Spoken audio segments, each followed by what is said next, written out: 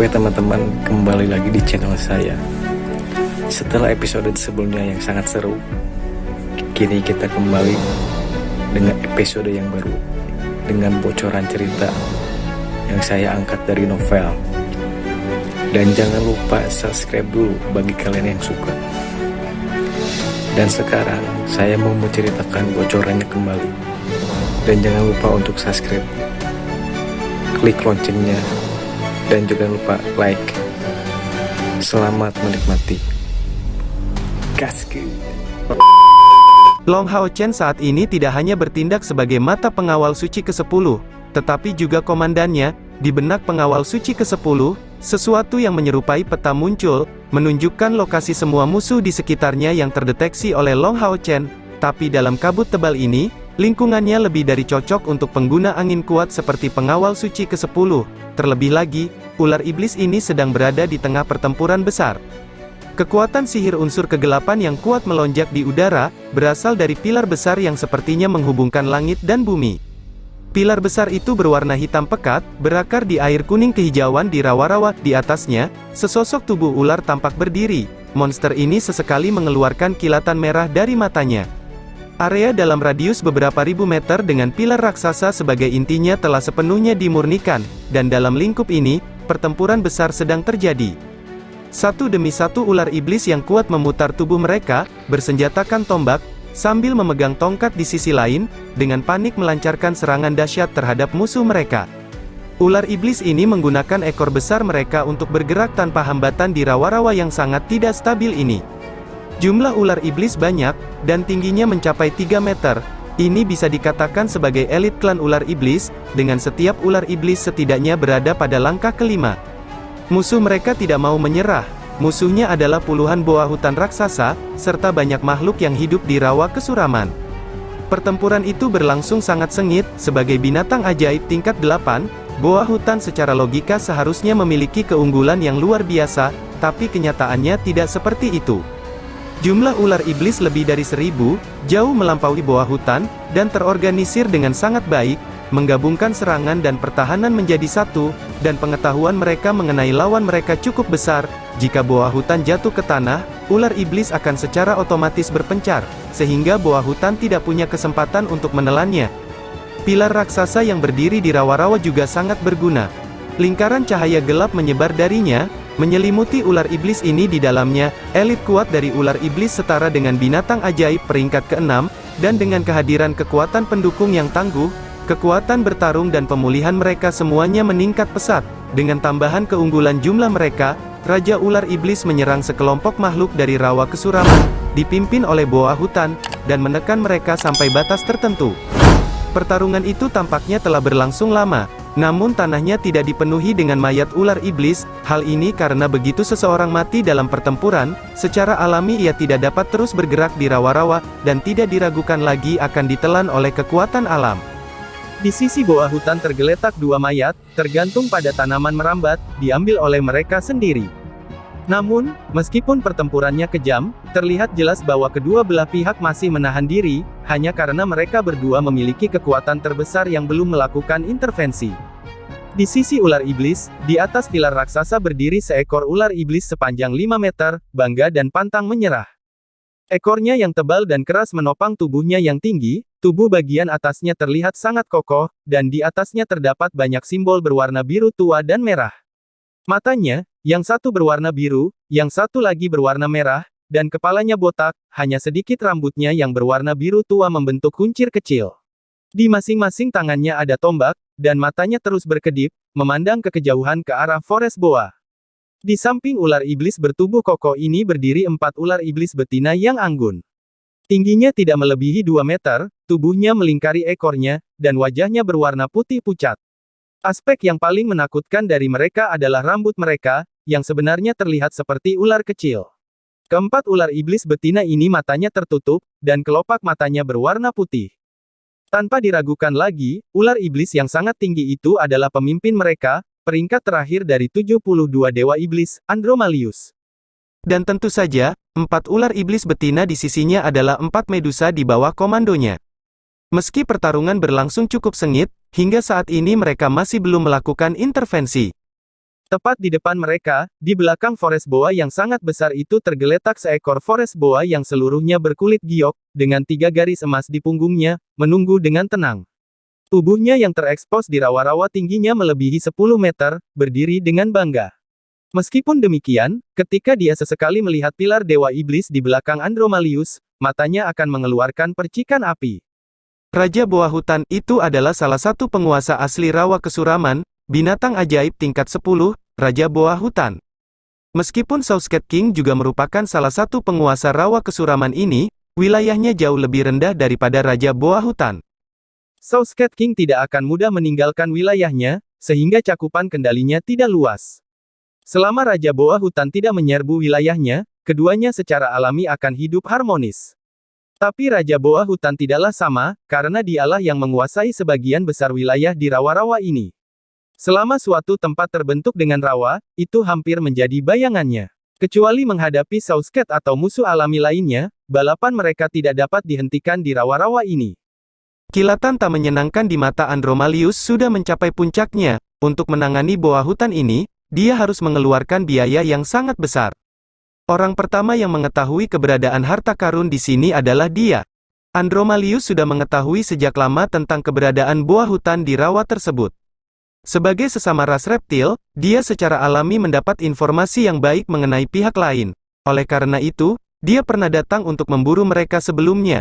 Namun secara tidak sengaja mengetahui bahwa ras Boa Hutan sepertinya menjaga sesuatu di sana. Oleh karena itu, minat meningkat pada Andromalius yang entah bagaimana ingin melihat ke dalam, dan inilah bagaimana dia bersilangan pedang dengan Raja Boa Hutan untuk pertama kalinya.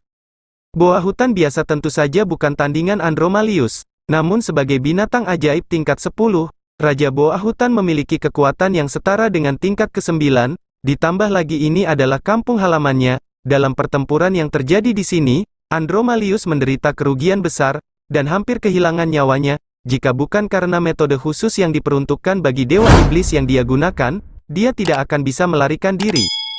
Hal ini tidak hanya sangat memalukan bagi Andromalius, namun semakin menambah rasa penasaran mengenai harta karun yang dijaga oleh Boa Hutan. Pasti ada beberapa hal baik di dalamnya, yang meningkatkan tekad Andromalius. Di antara 72 Dewa Iblis, dia hanya berada di peringkat terakhir, dan kekuatannya tidak meningkat lebih jauh setelah mencapai puncak langkah ke-8. Tidak ada seorang pun yang mau menjadi yang terakhir, jadi Andromalius tentu saja tidak mau menyerah pada kesempatan sebaik itu. Jika ada kesempatan untuk menemukan harta karun yang memungkinkan dia untuk meningkatkan budidayanya ke langkah ke-9, pangkatnya di antara para Dewa Iblis pasti akan melonjak. Jangan lupa bahwa Andromalius setidaknya memiliki klannya sendiri. Hal ini membuat statusnya masih lebih tinggi daripada beberapa Dewa Iblis lainnya yang berada di peringkat akhir tahun 60-an. Oleh karena itu, setelah kembali dan menyembuhkan luka-lukanya, Andromalius membawa beberapa elit di antara bawahannya untuk kembali ke rawa kesuraman. Namun, kali ini dia kurang beruntung, dan melewati danau tempat tinggal para Southcats, yang jelas mengakibatkan intervensi pribadi dari Southcat King, yang sekali lagi menimbulkan luka berat pada Andromalius. Para elit yang dibawanya juga tanpa diduga diubah menjadi nutrisi bagi danau. Kerusakan parah akibat kemunduran ini membutuhkan waktu tidak kurang dari 3 bulan bagi Andromalius untuk pulih. Teror dari Southcat King bahkan lebih unggul dari Forest Boa King di matanya, dan jika bukan karena kemampuan pertahanan luar biasa yang diberikan oleh pilar Dewa Iblis, dia pasti sudah mati 2 kali. Andromalius pada akhirnya tetaplah Dewa Iblis. Setelah mengalami 2 kemunduran berturut-turut, merenungkan pengalaman menyakitkan itu membawanya untuk merencanakan dengan hati-hati langkah selanjutnya. Setelah itu, dia memilih untuk masuk ke dalam rawa kesuraman puluhan kali, meskipun tidak jauh di dalam, untuk memeriksa dengan cermat situasi di rawa-rawa tersebut. Dia melewati beberapa situasi berbahaya, namun sebagai hasilnya mendapat pemahaman yang baik tentang tanah kematian ini, dan setelah mendapatkan pemahaman tertentu, Andromalius sekali lagi mengumpulkan para elitnya, kali ini bahkan terdiri dari Medusa dan pilar Dewa Iblisnya sendiri, dengan tujuan mencapai kesuksesan. Tanpa pilar Dewa Iblis di sampingnya, Dewa Iblis tidak berbeda dari lain dengan peringkat yang sama. Namun, mereka sama sekali tidak sama dengan pilar Dewa Iblis. Pilar Dewa Iblis tidak hanya memberikan dorongan besar kepada Dewa Iblis itu sendiri, tetapi juga sangat memperkuat anggota klannya sendiri. Dan bagi Dewa Iblis itu sendiri, pilar Dewa Iblis hampir menjadi kartu truf. Dengan itu di punggungnya, Dewa Iblis dapat mengeluarkan 150% kekuatan aslinya dalam pertempuran. Meskipun pilar Dewa Iblis Andromalius berada di peringkat terakhir di antara 72, pilar itu masih tetap merupakan peralatan tingkat epik. Hal ini juga yang membuat Raja Boa Hutan yang terlihat lebih kuat menahan diri untuk tidak berpartisipasi, dengan pola pikir untuk mencegah bahaya yang tidak perlu. Ini adalah betapa besarnya rasa penindasan yang diberikan pilar Dewa Iblis padanya. Dewa Iblis Ular Iblis tidak terburu-buru bertindak. Demi melenyapkan sayap Raja Boa Hutan, dia bersabar sekian lama, menunggu kesempatan bagus. Adapun South Cat King, dia tidak berani memprovokasi dia saat ini. Anak buah South Cat King terlalu banyak, dan kekuatan ofensif mereka terlalu kuat.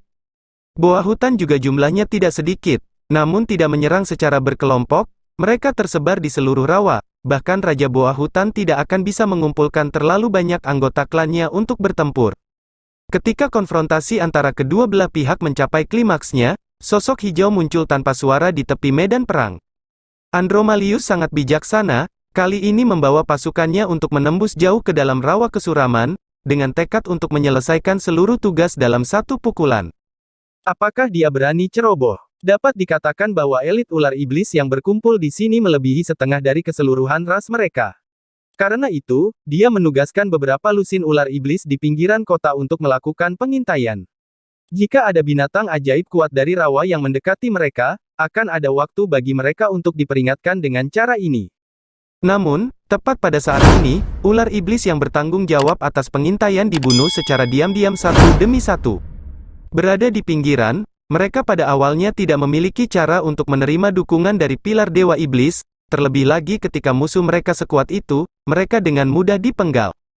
Seekor ular iblis yang berdiri di atas pohon dengan waspada mengamati sekeliling, tanpa henti menyapu matanya ke sekeliling, energi spiritual hitam redup di tubuhnya mengeluarkan racun dari rawa-rawa, namun kenyataannya, dia hanya bisa melihat di area kecil, dan sebagian besar harus mengandalkan persepsinya untuk memeriksa sekeliling. Reptil memiliki indera penciuman yang tajam, dan ini adalah aspek terkuat dalam persepsi mereka.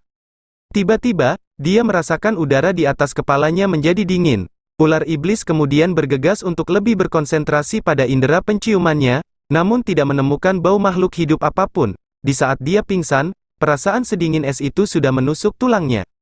Sebuah cahaya menembus dirinya, sementara kilatan cahaya hijau lainnya menembus tenggorokannya, tidak mengeluarkan suara sedikit pun. Ular iblis ini perlahan-lahan jatuh ke pohon anggur pada saat berikutnya.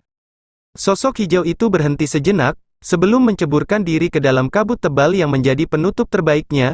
Bahkan jika ada ular iblis lain yang hanya berjarak beberapa puluh meter, garis pandangnya akan terhalang, mencegahnya mengetahui keadaan di sini. Setelah tidak kurang dari 10 menit berlalu, ular iblis yang bertugas melakukan pengintaian telah dibasmi seluruhnya.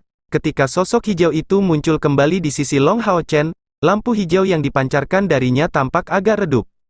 Perlahan menutup matanya, Long Hao Chen menghela nafas lega setelah kelelahan karena tingginya pengeluaran energi mentalnya. Dalam pikirannya, pilar Dewa Iblis dari Dewa Iblis Ular Iblis Andromalius adalah entitas energi yang sangat besar. Saat dia menenangkan diri, kesadarannya tetap jelas. Alasan mengapa dia tidak menyuruh pengawal suci ke-10 menyerang ular iblis yang sedang bertarung adalah untuk menghindari peringatan pihak lain secara tidak sengaja. Membuat mereka tetap tidak menyadari keberadaan mereka tidak diragukan lagi adalah pilihan terbaik. Sesaat kemudian, Long Hao Chen membuka matanya sekali lagi, tidak lagi memikirkan masalah harta karun, tetapi tentang bagaimana mereka dapat mencapai tujuan akhir mereka. Ying Er, aku akan mengirimmu kembali. Beritahu semua orang tentang situasi di sini, dan minta mereka bersiap untuk bertarung. Karena saya cukup pandai menyembunyikan aura saya akan menyelidikinya, dan ketika kesempatan terbaik muncul, kami akan bertindak. Dewa Iblis Ular Andromalius memimpin pasukan Iblis Ular untuk berperang melawan binatang ajaib yang hidup di rawa-rawa, dan bagi pasukan pemburu iblis kelas komandan ke-64, ini adalah kesempatan yang sangat bagus. Meskipun Long Hao Chen berhati-hati, jika dia melepaskan kesempatan bagus seperti itu, dia tidak akan memenuhi syarat untuk menjadi kapten pasukan pemburu iblis. Kedua penjaga suci menghilang dalam melodi abadi atas perintah Long Hao Chen, untuk memulihkan diri. Chen Ying Er dan McDool dikirim kembali ke Menara Keabadian, dan kemudian, Long Hao Chen tidak terburu-buru, meluangkan waktu untuk memulihkan diri. Memulihkan diri dari konsumsi kekuatan mental, sebelum mulai bertindak. menghapus fluktuasi energi spiritual yang keluar dari dirinya, dia maju menuju tepi medan perang. Saat ini, dia tampak seperti harimau yang sedang menyergap, berpenampilan pendiam, tetapi siap meledak dengan kekuatan ledakan kapan saja. Kebenciannya terhadap iblis terlihat dari ekspresi dinginnya, diambang menghadapi salah satu dari 72 dewa iblis. Pikirannya sekarang dipenuhi dengan gambaran adegan cair dan dirinya sendiri dikelilingi oleh penghilang pemburu iblis. Tanpa sadar mengerucutkan bibirnya, emosi yang sulit digambarkan memenuhi dirinya, menyebar ke dalam dirinya, biarpun Arya Dewi Cahaya tidak dalam genggamannya, tubuhnya masih mengeluarkan niat pedang yang kuat, bahkan Long Hao Chen sendiri tidak sepenuhnya mengendalikan niat pedang ini. Untungnya, meski kuat, niat pedang ini hanya berdenyut di sekujur tubuhnya, dan tidak menyebar terlalu jauh.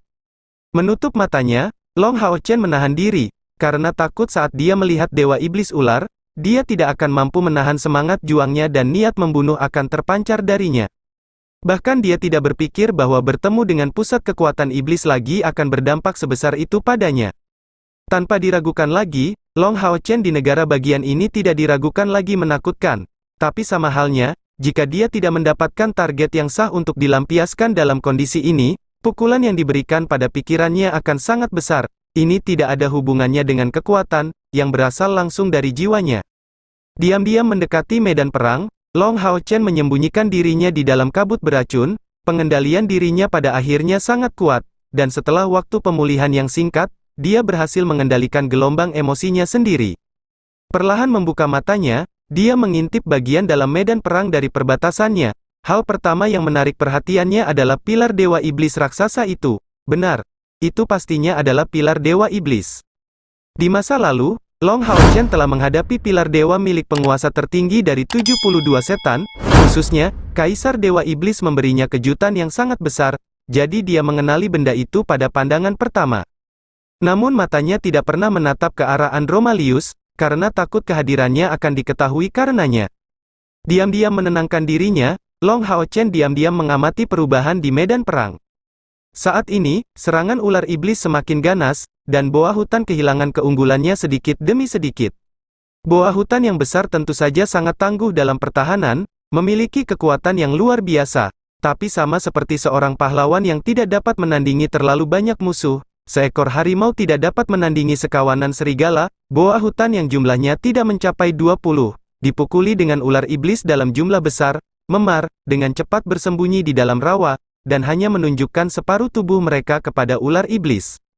Ular iblis tampaknya tidak terpengaruh sedikit pun oleh tanah rawa, maju dan mundur secara berurutan, melakukan serangan secara berturut-turut. Energi spiritual kegelapan mereka didesak secara maksimal. Seringkali, 3 hingga 5 ular iblis melancarkan serangan gabungan, dengan efek meninggalkan bekas luka besar pada boa hutan. Raja boa hutan mulai menggeram pelan, dan juga mendesak anggota klannya sendiri. Sementara itu, tubuh besarnya mulai berputar, tampak akan menyerang secara tiba-tiba kapan saja. Tampaknya situasi Forest Boa tidak terlalu bagus. Jika ini terus berlanjut, Raja Boa Hutan mungkin akan turun tangan. Tapi yang jelas, Dewa Iblis Ular yang memelototinya seperti harimau tidak akan membiarkannya melakukan apa yang dia mau. Jadi intervensi akan mengarah pada konfrontasi langsung antara keduanya. Meski begitu, dengan kekaguman pada pilar Dewa Iblis, pertarungan ini sepertinya tidak akan menimbulkan ketegangan jika keadaan terus berlanjut seperti ini. Long Hao Chen tidak bisa menahan diri untuk tidak menghela nafas lega. Memang benar, datang lebih awal tidak sebaik tiba pada waktu yang tepat, dan baginya, waktu ini lebih dari menguntungkan. Meskipun demikian, pertanyaannya tetap bagaimana mereka dapat membantu Forest Boa. Hasil terbaiknya adalah kehancuran bersama. Dan juga, Dewa Iblis Ular tidak bisa dibiarkan melarikan diri. Long Hao Chen tidak bertindak terlalu tergesa-gesa. Saat ini, menonton dengan tenang adalah pilihan terbaik.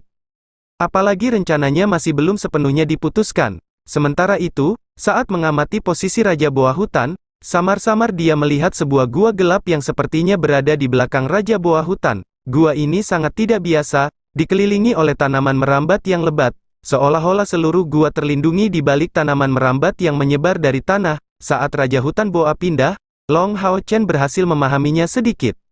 Raja Boa Hutan meledak. Raja Rawa Kesuraman ini tampaknya tidak mampu menanggung situasi ini. Saat musuh menyerang sarangnya sendiri, dan membantai rakyatnya, kemarahannya bisa dimengerti. bahkan jika ketakutan dari pilar Dewa Iblis yang menahannya lebih tinggi lagi.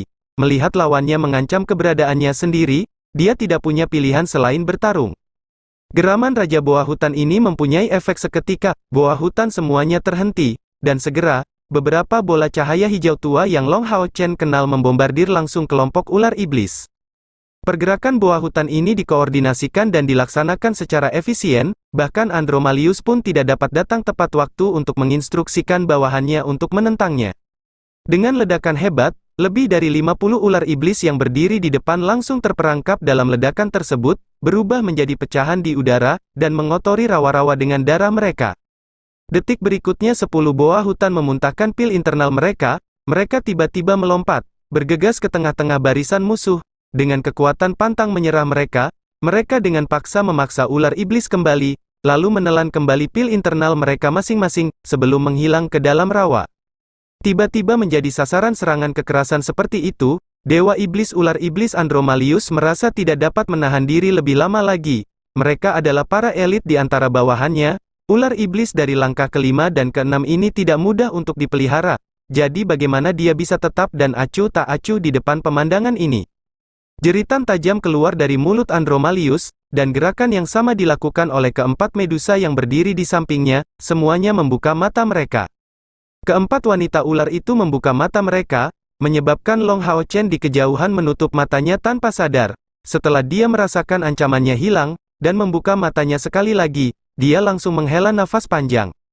Dari serangan yang baru saja dilancarkan, di antara boa hutan yang berada di permukaan rawa, ada 3 ekor boa hutan yang tidak berhasil kembali ke rawa tepat pada waktunya. Tubuh bagian atas mereka berdiri diam, dan bahkan rawa di sekitar mereka pun berhenti bergerak. Ini adalah kemampuan bawaan Medusa, dan salah satu kemampuan paling menakutkan yang digunakan oleh ular iblis, bahkan Dewa Iblis Ular Andromalius tidak memiliki kendali atasnya, karena ini adalah spesialisasi Medusa. Tentu saja ular iblis tidak akan melepaskan kesempatan sebaik itu, dan dalam sekejap, ketiga boa hutan yang membatu itu hancur berkeping-keping karena serangan mereka, dan kehilangan nyawa beberapa saat kemudian, Raja Boa Hutan juga menjadi sasaran serangan. Dari ketiga Medusa, 2 mengincar boa hutan, sedangkan yang tertinggi mengincar Raja Boa Hutan, dengan tujuan sederhana untuk mencegah dia ikut campur.